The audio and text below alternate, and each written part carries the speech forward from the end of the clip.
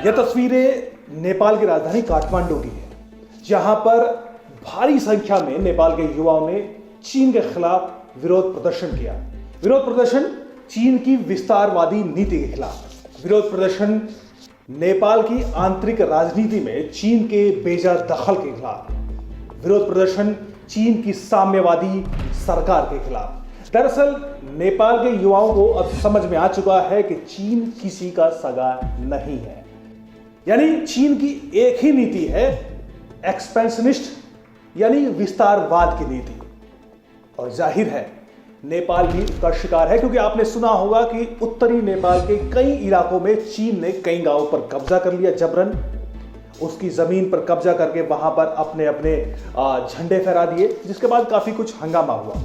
लेकिन गनीमत ये रही चीन के लिए कि वहां नेपाल की जो सरकार है, कम्युनिस्ट गवर्नमेंट, उसने इस पर ज्यादा ध्यान नहीं दिया और उसने इसको धीरे धीरे इन खबरों को दबाने की कोशिश की। लेकिन अब नेपाल में चीन के खिलाफ एक तरह की जन जागृति शुरू हो चुकी है। लगातार प्रदर्शन तेज होने लगे हैं। उसी कड़ी में काठमांडू के मैतीघर इलाके में, मैतीघर मंडल में, जहां पर चीन का जो दूतावास है उसके ठीक बाहर ये प्रदर्शन हुआ है। नारे लगे हैं गो बैक चाइना के, स्टॉप फॉरेन इंटरवेंशन के, स्टॉप लैंड इंक्रोचमेंट के, स्टॉप चाइनीज एक्सपेंशनिज्म के।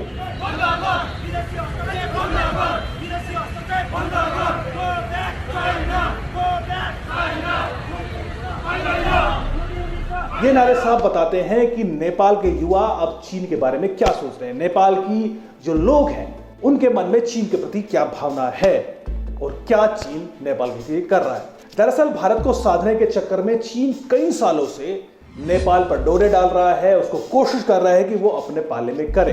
नेपाल सदियों से भारत की संस्कृति का, भारत के इतिहास का हिस्सा रहा है और आज भी नेपाल भारत की दोस्ती जो है वो कहीं ज्यादा है किसी राजनीतिक संबंधों से। ये सांस्कृतिक और ऐतिहासिक जो दोस्ती है वो अब भी काफी मजबूत है। लेकिन पिछले कई सालों से जिस तरीके से नेपाल में कम्युनिस्ट सरकार ने चीन के साथ दोस्ती का हाथ बढ़ाने की कोशिश की, उसके नतीजे सामने आने लगे हैं। सामने अब पता चला है कि चीन जरूरत से ज्यादा नेपाल में उसकी राजनीति में दखल दे रहा है, वहाँ की अंदरूनी राजनीति में दखल दे रहा है। आपने देखा होगा कि हाल ही में कई इलाकों में, नेपाल के इलाकों में ये भी खबरें आई थी, उन्होंने उसको अपने कब्जे में ले लिया है। खबरें ये भी थी कि जो नेपाल कम्युनिस्ट पार्टी है, उसकी जो सरकार है, उसमें दो फाड़ होने की खबर थी और उसको भी आपस में मिलाने में चीन ने काफ़ी बड़ा हाथ निभाया। चीन ने दोनों पक्षों से बात की, उनको मनाया कि भाई ऐसा है कि आप मिलकर सत्ता में बने रहें, वरना क्या होगा। तमाम धमकियां दी गई। इसमें जो मुख्य हाथ है वो है चाइनीज एम्बेसडर हु यांकी का। हु यांकी जब से नेपाल में एम्बेसडर, चाइनीज एम्बेसडर बन के आई हैं, वो काफ़ी नज़दीक रही हैं जो नेपाली प्रधानमंत्री हैं उनके, और उनके साथ उनकी नज़दीकी काफ़ी जग जाहिर है, काफ़ी चर्चित रही है। उसके चलते उन पे इस्तीफे की मांग भी की गई थी। लेकिन इतना तय है कि ये जो हु यांकी हैं, इनका दखल नेपाल की राजनीति में अच्छा खासा है। लेकिन जब से हाल ही में आपने देखा कि जो इंडिया के आर्मी चीफ है MM नरवणे, वो वहाँ पर गए थे, रॉ के कुछ ऑफिसर्स के साथ वो भी वहाँ पर गए थे, तो उसके बाद चीन में कहीं ना कहीं एक तरह की बेचैनी शुरू हुई है।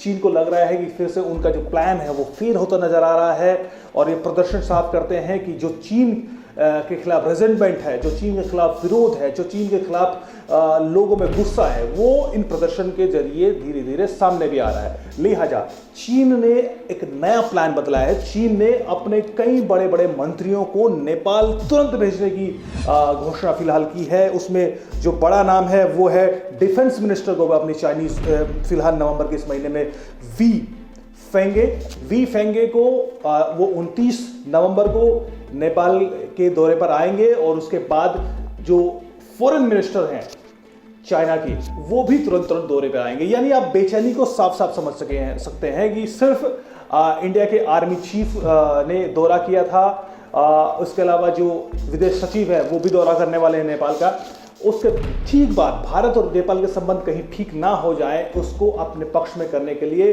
चीन ने 2 कदम आगे बढ़कर अपने रक्षा मंत्री को, अपने विदेश मंत्री को नेपाल भेजने की घोषणा की है। साफ है, स्ट्रेटेजिक लिहाज से नेपाल को अपने पक्ष में करने की कोशिश में चीन है, लेकिन अब तक अपनी एक्सपेंशनिस्ट नीति के चलते, अपनी जो घटिया सोच है, राजनीति है, उसके चलते चाइना अब तक एक्सपोज होता रहा है। जैसे इसकी आदत है एक्सपेंशनिस्ट की, दूसरे के जमीन पर, दूसरे के संसाधनों पर कब्जा करने की, नेपाल के साथ भी वही कर रहा है। जाहिर है सच सामने आता है, सच सामने आता है तो इस तरह की तस्वीरें सामने आती हैं, जिस तरह की तस्वीरें काठमांडू के मैतीघर मंडल में हमें देखने को मिली। वहां पर भारी संख्या में युवाओं ने प्रदर्शन किया और ये अकेला प्रदर्शन नहीं है, इस तरह के प्रदर्शन लगातार चीन के खिलाफ नेपाल में हो रहे हैं। आने वाले दिनों में ये प्रदर्शन और होते आपको दिखाई देंगे।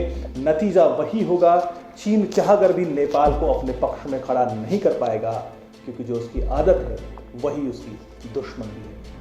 नमस्कार।